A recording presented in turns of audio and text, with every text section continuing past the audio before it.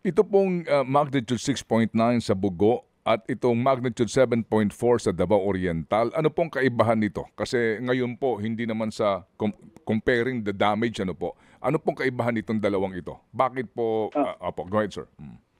Ang maganda yung katanungan, ang 6.9, 5 kilometro lang ang lalim at malapit talaga sa lupa. Yung 7.4, nasa dagat po yun. So kumbaga, at malalim na lang, mahigit 20 kilometers. So ibig sabihin, yung enerhiya ng pinalabas ng lindol sa 6.9, hindi masyadong nabawasan. Kasi habang umaakit yung energy, yung earthquake wave, nababawasan na absorb partly sa mga batong dinadaanan niya. So kung mas mababaw siya, yung energy niya hindi masyadong bawas, mas malakas ang pagkaramdam ng mga tao sa ibabaw, sa mga bahay, mas napapayanig at nasisira.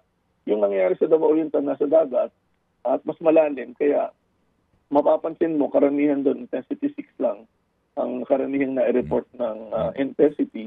Doon sa Cebu, may local na intensity 8. So talaga pong may epekto dito, may factor na malaki, yung pong lalim na pinanggagalingan po noong paggalaw po ng mga bato. No? Tama po kayo, lalim at distansya ng isang lugar mula sa epicentro. Mga kapatid, brothers and sisters, saan ka pa? Dito na tayo sa totoo. Dito na tayo sa True FM. Mga kapatid, mag-subscribe and follow po kayo sa social media accounts ng True Network PH. Yan po kami. Hanapin nyo lang True Network PH, Facebook, Instagram, YouTube, TikTok, and podcast.